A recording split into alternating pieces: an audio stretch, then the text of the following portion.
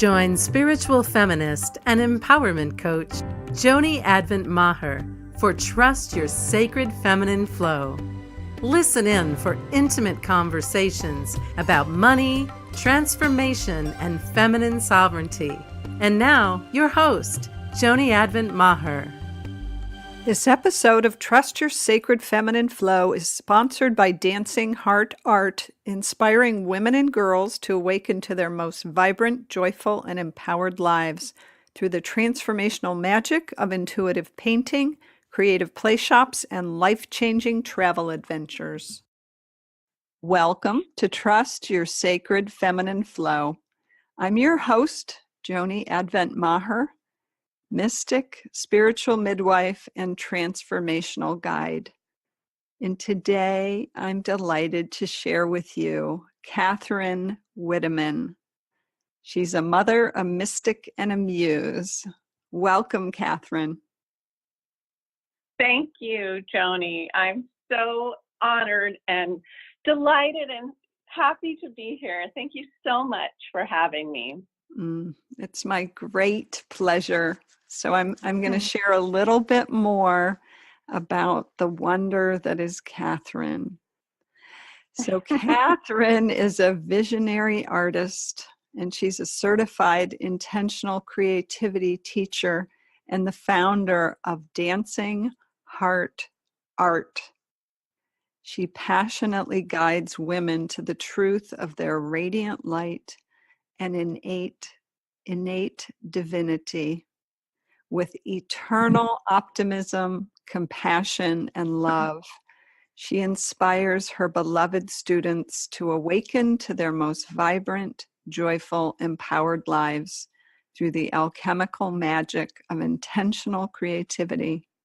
She's an inspiring teacher for over 20 years, and she offers transformational art retreats and life-changing travel adventures naturally and internationally, having trouble articulating today.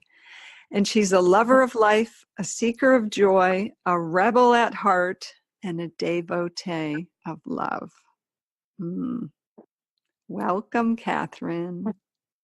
Thank you. Thank you so much, Joni. Yes.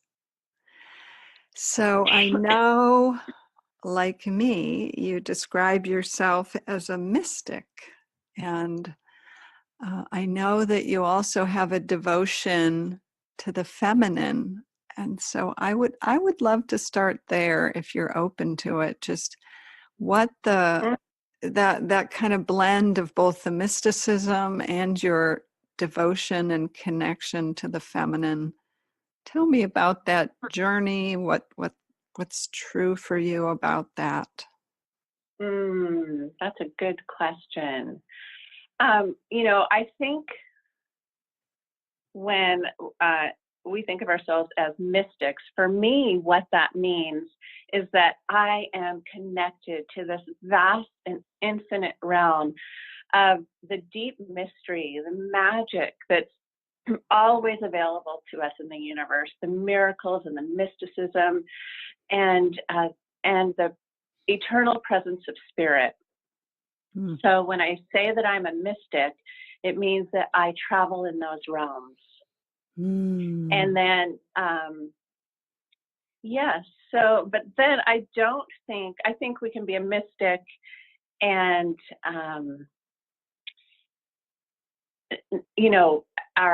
our connection to the divine may not be through the sacred feminine. It could be through Buddhism or through some other form of spiritual tradition. But for me, my spiritual tradition is deeply, deeply rooted in the divine feminine and in the sacred feminine. And yes, so that's how I blend the two, if that makes sense. Absolutely. And has that always been true for you, or is this devotion to the feminine something that you came to in the journey of your life? Actually, it hasn't always been true for me. It's been just a very long, at times, excruciatingly painful and heartbreaking journey, but it eventually led me to this embrace of mysticism, this embrace of a world of magic and miracles, and this embrace of the sacred feminine. So I would say that, it's been a journey of sacred homecoming, and that my journey home to the sacred feminine and the divine mother has ultimately been a journey home to myself, to my own soul and my own heart. And it's also, it's just been, truly, it has been a life-saving journey. And it has also paralleled an epic quest for self-love. So, I didn't start out my life connected or feeling connected to the divine or feeling connected to a sense of unconditional love. So when I was a little girl, I was born to a mother who was just deeply, deeply wounded. And from her place of wounding, she wasn't able to love herself. And so, therefore, she wasn't able to love her daughter. She just simply lacked the capacity. She, like so many mothers, she tried her best. She did what she knew in the moment, and she tried her best. But because of her own just deep wounding and injuries, she just didn't have, like I said, the capacity. And so, I would say the result of that was this perpetuation in my maternal line of just deep and crippling, generations-long mother wound that it was very, very painful. And I also had a childhood that was, to add to that, I had a childhood that was scarred by the deep trauma of sexual abuse. And so my life as a child was very profoundly different from the life I know now. And, as a result of the conditions that I lived with, I felt unsafe, I felt unseen, I felt unheard, unloved. I didn't feel protected or cherished. I didn't feel that anyone knew the truth or beauty of who I was, really. I felt the main thing I remember, the main emotions I remember feeling as a child is that I felt like I didn't belong anywhere. I felt that I was alone and abandoned and terrified. I was so scared all the time. And, this was my world. And I was also, because I was coming from a place of such deep wounding, I was such an overachiever, and I was trying desperately in everything I did to be perfect, to compensate for these internal wounds and scars that I held. And so the picture that I presented to the world was one of achievement and I was just trying to present a perfect picture, but of course we can only hold that so long, right? Or it just completely crushes us. And so I managed to, a straight A student, top athlete, all that, but inside I felt completely diminished and completely worthless, completely unlovable, Wow. And I know that lots of women experience that path and that deep, deep wounding. It's certainly not unique to me, but I held myself together until I was in my 20s and I was in graduate school. And then just the weight of all those injuries, I couldn't hold it any longer. And I just collapsed. It spiraled me into a deep depression, a deep despair, post-traumatic stress disorder. And, I remember saying to my mentor, she said, "Is there anything that you can hold on to that will give you hope?"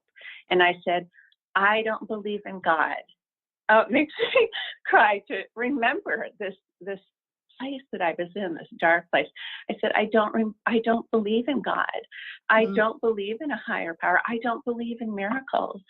And I really don't see any evidence in my life. I haven't seen much evidence of love or light anywhere. And people are so cruel to each other, and was just it was just a place of deep despair. But what I would say, as as always is the case, that from a place of deep, deep pain and darkness and despair, there's always a gift. There is always a blessing hidden in there. And for me, it was the profound blessing and just the beautiful gift of it. In order to save my life, I had to go searching for something. And so this pain catapulted me onto onto my spiritual path and onto my search for the Divine Mother. And so, it was, I'm so grateful that I had that, something that pushed me onto this path, because this path has been life-saving, and this path has opened up a world of miracles and beauty to me. And so, it didn't happen all at once. It definitely didn't happen all at once. It was an evolutionary process, and it happened in stages. And I would say that the first stage was literally just born out of my desire to keep myself alive, my desperate attempt to keep myself alive. And so I went searching for some tool for healing. And what I found was energy medicine and just different modalities, alternative modalities of healing. And I began to find glimmers of spirit in the world of energy healing. And I discovered that there are ways that we can lighten our burdens, that we can heal these wounds that we've carried for our whole lives and felt imprisoned by, and felt there was a lot of people, and myself included, when we carry the weight of those injuries, we don't know where to find help. We don't know that there is even help available, and that there's a way out and into the light. And so I discovered, again, like I said, energy healing, and it was miraculous to me. And I remember reading Sue Monk Kidd, who wrote, she wrote The Secret Life of Bees, but she also wrote The Dance of the Dissident Daughter. Yes. And I remember reading that. Great book. Yes. I know, I love it. It was profound for me, but I remember reading that early on in my journey. And I remember her describing a moment of awakening for her, and she quoted Kafka. And he said, it was like an ice axe falling upon a frozen sea. And I so resonated with that, because I felt that had been my life, that I had lived in this state of just frozen terror and not believing in miracles or magic or spirit, or that there is this benevolent force in the universe called love, divine love, that is responsible for all of creation, and that we're all connected to. I didn't believe any of that. And so when I discovered that world through energy medicine, energy healing, spiritual healing, it was like an ice axe falling upon a frozen sea. And everything shattered for me, and everything opened up. And nothing was the same again after that. So, and one thing, I would say, one of the most profound experiences for me was that during these healings, when I had felt so alone all my life, I suddenly felt the presence, this living presence of unconditional love. And it was the Divine Mother. And she was able to reach me, and I was able to feel her. And what I realized is that, in looking back on my life, that she had been by my side all along. I was just in too much pain to feel her or to hear her, but she had been by my side all along. The Divine Mother, angels, guides, protectors, They are with us always, walking side by side with us, just praying and guiding us towards our highest good. And so I felt her, and that gave me hope for a different future. And then I would say the next stage of this journey, if I look back on this journey, I think there are three components that really guided me into the arms of the Divine Mother and guided me home to myself. So the next really powerful opening for me was creativity and art. And it's part of the reason I'm so, I have just dedicated my life to sharing this gift with women, because I know from personal experience how powerful it is, how transformational and how healing. And so originally it was a form of therapy because I just needed some source of joy in my life. And so I returned to my greatest childhood joy, which was art. And I remember when I was a child, art was a lifeline for me. It was a sanctuary, and it was the one thing that connected me to my innate sense of holiness, to my sacredness, and to the part of myself that was unbroken and untouched by all the horrible things that had happened. And so, as part of my healing process, I returned to art and I returned to creativity as a tool for healing. And then I was so blessed because I discovered my mentor, my beloved teacher, Shiloh Sophia McLeod, and her beloved mentor and teacher, Sue Hoya Sellers. And for those who do not know who Shiloh and Sue are, they are rebel visionaries and amazing artists. I love them so much. And they developed something called intentional creativity, which is just an amazing tool for healing. It's helped thousands of women, thousands around the globe heal and transform their lives into, fulfillment and joy.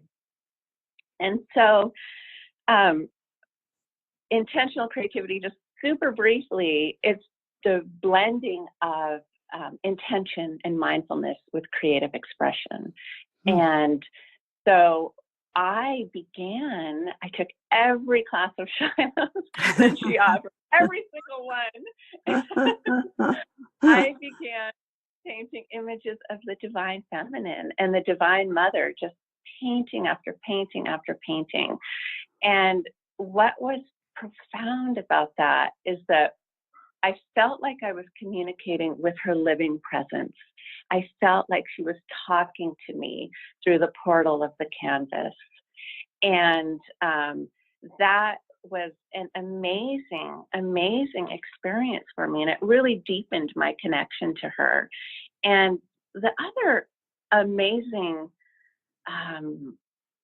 aspect of that experience was that I felt like I was intimately communing with the Divine Mother, but at some point along that journey, I felt like I was intimately communing with lost parts of myself, that I had called back pieces of myself that had been so wounded and so hidden for such a long time. So it was a realization that, I am the Divine Mother, an embodiment of the Divine Mother. I am an embodiment of the divine. We all are. And so the journey home to the Divine Mother becomes the realization that we're actually journeying home to our own heart and soul, to our own true essence, to our own divinity. And then that's how I think that ties into the self-love piece at the beginning. How I said that this was an epic quest to self-love for me. And I think it's because, yes. And I think it's because when we discover that we are embodiments of the divine, that is, that is our true essence, that we can't help but love ourselves. We have to love that.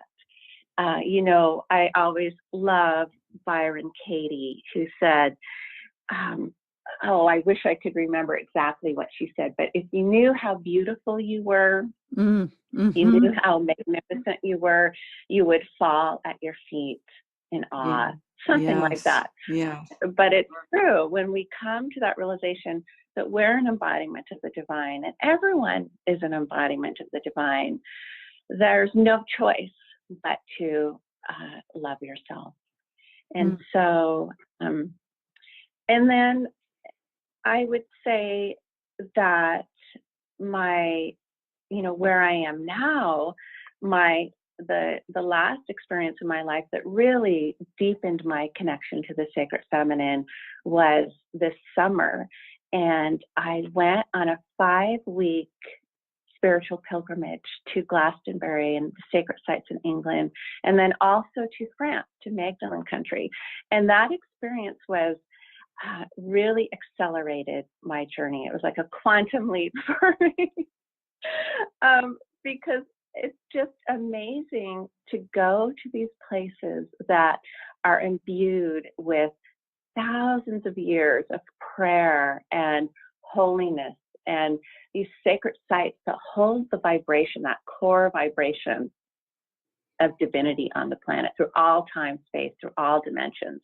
And so returning to those sacred sites, returning to the places where the goddess was worshipped, and where Mary Magdalene, for example, taught the way of love, and returning to these places that are encoded with that level of sacredness and the energy of the Divine Mother is such a powerful, powerful awakening. It was just extraordinary. And so now, after that experience, I feel so much more connected to the Divine Mother than I did before. And of course, I already did, but it was even more powerful than I could have imagined.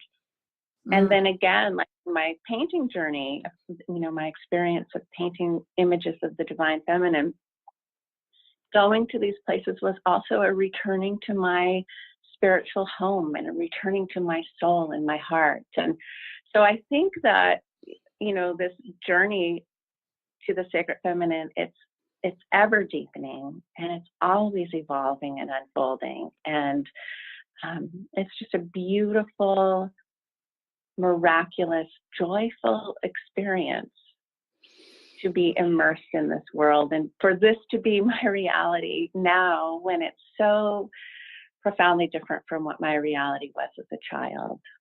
That was a long answer to your question. Well, I think it was it was your heroine's journey. It was your heroine's journey back to yourself, and as you said, back to the divine. And it is a powerful story. And I know that one of the things that have come out of your own pilgrimage is a desire to share that with other women and men as well. Yes. Can you tell us about, you have a big invitation and trip and coming up this spring? Oh my gosh, yes, I do. I am so overjoyed. It really is a heart and soul dream come true. And it was completely guided by divine inspiration. I try to live my life by following divine inspiration. And this was a moment of divine inspiration. And I would say, okay, I'll just back up a little bit and tell you briefly the moment of divine inspiration that started this whole journey for me. So was, if I have time, do I have time to share that with you, Joni? Yes, and you're listening? You do. Okay. You do, absolutely. All right. So the moment of divine inspiration that has led to this pilgrimage that we are so excited to lead next May. It's next spring. It's May 12th through 24th, and it's called Heart of the Goddess, a Sacred Journey to Mystical Avalon. But the inspiration for this came 3 years ago. And we live on this beautiful island in the Pacific Northwest called Orcas Island. You may have heard about it, but it's part of the San Juan Islands, and it's along the Canadian-U.S. border. And it's just this magical, enchanted, very pure place. And you have to take a ferry to get there. And so one summer's day, I was taking a ferry on my way to Orcas Island, and the weather conditions were very unique. What had happened was it had been really cold leading up to this day. And then suddenly it was beautiful, brilliant blue skies, warm and sunny, but the difference in temperature between the cold water and the warm air created this thick, thick mist. And so I was standing out on the bow of the boat, of the ferry, heading towards Orcas Island, my beloved, beloved heart and soul home. So excited to be returning for the summer. And the mist, I could only see like an arm's length ahead of me. But then there was the blue sky up above. So it was really kind of a magical set of circumstances. And so I'm standing on the boat, and the mist is just flying past me. You could see it flying past. And all of a sudden, I suddenly was transported to a different dimension. And I was transported to Avalon. And I felt that I was on the barge returning to the holy island of Avalon. And I felt such a sense of sacred homecoming and belonging and joy and just this deep, deep unconditional love. And I was just, I just felt so much joy. And I heard as clear as day, it's time to come home and call your brothers and sisters to come with you. And so that experience, it's been a 3-year journey getting to this place, and there have been steps along the way, different stages in that homecoming along the way. But this is, in a lot of ways, the culmination of that experience, but I know the beginning of, so much more that I don't even know what's to come. But so back to the Avalon retreat, it is just, my dream is to share with people that sense of sacred homecoming back to their spiritual lineage and their spiritual home and to their hearts and to their souls. And so we're going for the purpose of reawakening our connection to the goddess and reawakening our connection to our own innate divinity and to our power and our beauty and our sacredness. And, the reason Avalon was a place of eternal springtime and wholeness and magic and mystery, and the priestesses of Avalon were deeply connected to the mother and deeply connected to the earth. And most of all, they were deeply connected to themselves. So it was a time of incredible empowerment because we all knew we unshakably knew our divinity, and we embodied that. And so I think going back to these sacred places awakens that memory, because when I went back last summer, what I was so struck by, oh my goodness, I just had no idea. I was so struck by the light of Avalon and the energy and the essence of Avalon, and the goddess and the mother permeated everything. It was palpable. And I just felt an intimate communion with that the whole time I was there. And so Avalon is a place of, Glastonbury actually, which is, it's now known as Glastonbury, but this is where Avalon existed. So it's a place of incredible transformation because it's the heart chakra of planet Earth. And it is this, there's powerful spiritual energy there because it's where the earth meridians, the Michael and the Mary ley lines, they dance and they intersect at various power points in and around Glastonbury and Cornwall and the sacred British Isles, which is where we're going. And so it's just, the veil is so thin and the energy is so powerful, and it's just an amazing opportunity for spiritual transformation. And so I have gathered this amazing team of guides and mystics and healers and teachers and artists who are going to be going with me to offer this beautiful, just incredible retreat, this 2-week retreat. And I'm so honored and I'm so thrilled because my spiritual teacher, Lina, of 20 years, who is a channel, is coming with me. And she channels a group of ascended beings called, ascended masters and beings called the guides. They're just called the guides. And what's so profound about going on a trip with Lina and the guides is that they attune to the evolutionary need, the deepest need and the greatest healing that's required for each of the pilgrims on the trip. And they'll tailor their teachings according to the need of the participants on the trip. And so the teachings are different for every trip because the participants are different.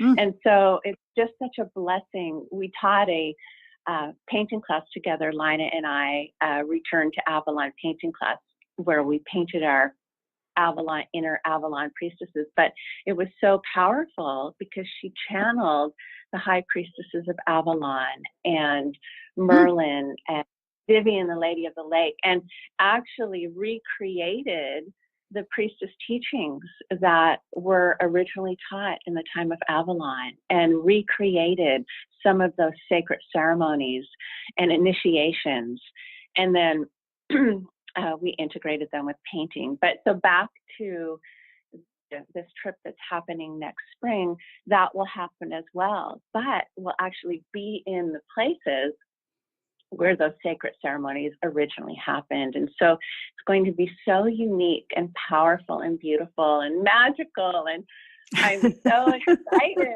I'm so excited. I could talk forever about it. We're going to all the sacred sites. We're going to the tour, and we have private access to a lot of them. So that will be especially magical. But we're going to the tour, and of course, the Chalice Well and the Glastonbury Abbey, where Mary Magdalene taught the way of love. And we are going to Stonehenge and Avebury, and we're going to Tintagel, which is where King Arthur's castle is, King Arthur and Queen Guinevere, and Merlin's Cave, and just all the sacred sites. And it's going to be such a beautiful experience. I'm so excited about it. So, and thrilled. Yes. Yeah. Will intentional creativity be a component? Oh my goodness, yes, of course. I'm glad you asked that, Joni. Tell us, yes. Yes. Intentional creativity will be a component. So I received this divine download, I suppose you would call it, this divine inspiration to create something called sacred art journaling. And we are going to weave that into every day of our trip. And so what sacred art journaling is, it's not your traditional sketching at all. In fact, you don't need to have any previous artistic experience in order to do this. So what I'm going to be doing is teaching people something called soul writing and soul sketching, and how to feel into the energy and the light of these sacred sites, and how to record that in color and image and word in our journals. And so, so the teaching that I was given around sacred art journaling is that this journey is a divine appointment. It's a soul agreement. And that thousands of years ago, when we were all part of this community, we promised, well, what we did was we seeded energy we seeded light alive with our prayers and intentions into these holy sacred sites. And we seeded light that held the energy of love, of compassion, of harmony, of balance, of awakening. And we seeded that, anchored it into planet Earth to help with the healing of humanity and help with the awakening of this new age that we're entering into right now, the Aquarian age. And apparently the promise was that we would return at the dawning of this new age, the blossoming of the Aquarian age, and help reactivate those seeds of light, not just in the earth, but within ourselves, because of course we've carried that light and that knowledge in our DNA all this time and in our soul imprints. But back to the connection with sacred art journaling is these sacred sites know us, and they know that we're returning, and they always know whoever returns. They know everyone who comes back, every single pilgrim who makes that sacred, holy journey back to a sacred site in service to their growth and in service to their personal and planetary healing. The divine knows them. And so the energy of these sacred sites, the beings of these sacred sites know that these people are returning and we're returning. And so throughout all these ages and thousands of years, they've held sacred information and messages and medicine for us. And just patiently holding, like a loving and unconditionally loving parent, just patiently holding this wisdom and information. And so part of the journey home is a reclamation of that ancient wisdom that's so important to our healing, to the healing of the planet, to our awakening, to the healing, to the awakening of the planet. We're all one. And so what we do in service to ourselves, we also do in service to the planet. And so I wanted a way that people could somehow record that and, have more of a tangible memory of that than, just holding it in their memory. And so sacred art journaling is the tool and the vehicle that we'll use to do that. And at the end of our pilgrimage, we'll each have this beautiful, beautiful journey that holds the energetic and spiritual record of our pilgrimage.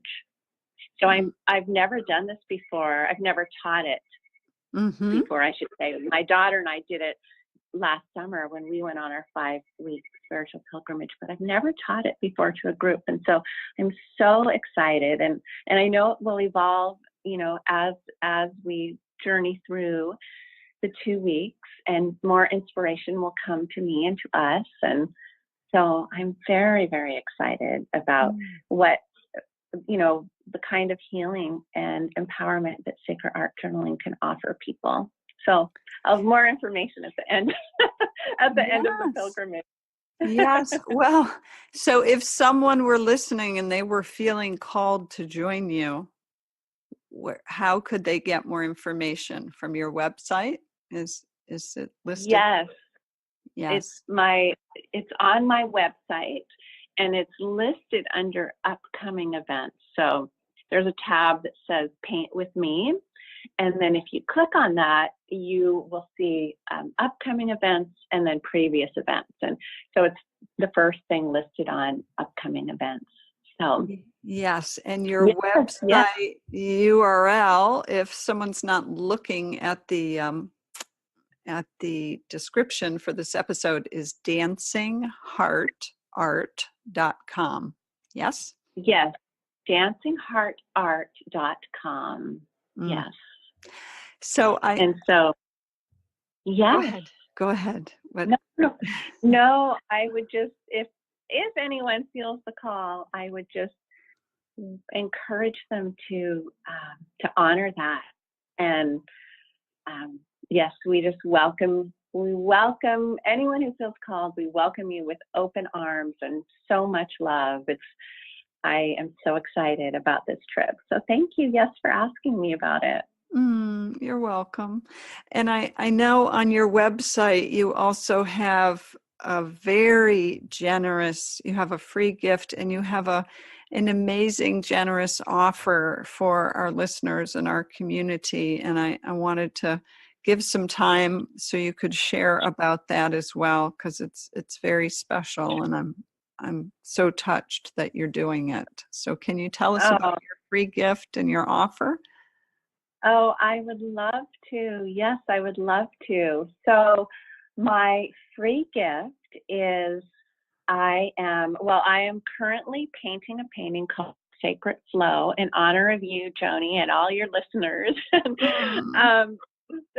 And when I paint, I use this method that I briefly touched on earlier called intentional creativity. And so my paintings are just layer upon layer upon layer of prayer and intention, and every brushstroke really is a prayer and an intention, and it's imbued with the energy of love and healing. And this particular painting because it's called Sacred Flow, is imbued with a call or a resonance that my prayer is that it will help people align with their own inner divinity and help them move into a state of being in sacred flow with themselves, with the universe, with the divine mother. And so I'm painting this painting, and it's an offering, and I'm offering it in two ways. I'm offering it as everyone who goes to my website will get a high quality downloadable version of this painting, this image that they can print, and they can do whatever they want with it. And then I'm also offering everyone the opportunity to be entered into a drawing for the original. And so the drawing will happen on March 20th, the spring equinox, because I think that's a especially powerful time. And then the drawing will be for the original. And so some beautiful soul out there will be able to have this original painting in their home. And what I love about intentional creativity is that the journey itself of painting each painting is so healing and powerful. When the artist completes the painting, it holds the energy of all those prayers and of the entire journey. And that energy continues to radiate out into the environment, actually into the world. And it carries the blessing of healing. So and also, sorry about that. Wait, there's more. One more thing is a meditation to guide people into the temple of their heart and heal the wounds of their heart so that they can more easily move into a place of divine flow and sacred flow and connection with the sacred feminine within and without. So those are my offerings. It's just an honor and a blessing to be able to share that with you and your listeners and with the world. And so yes, beautiful. thank you for the opportunity. Yes. I really appreciate it. Yeah, so that can be accessed on your website, which again is dancingheartart.com. And I can't believe it, but we are nearly at the end of our time. It's been How did that happen? sacred flow. I think that's how it happened. Sacred flow. It felt like 5 minutes. Yeah. So my goodness. Yes, I love to ask my guests a final question, which is, from your place of wisdom and where you are today in your life, if there was something you could share with your younger self, and that can be any younger version of you, what wisdom would you share? What would you pass on to her?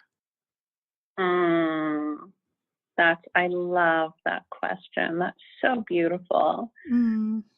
Oh gosh. I think the most important thing what would have been most important for me to know, I think what it's actually most important for all of us to know is that we are embodiments of the divine.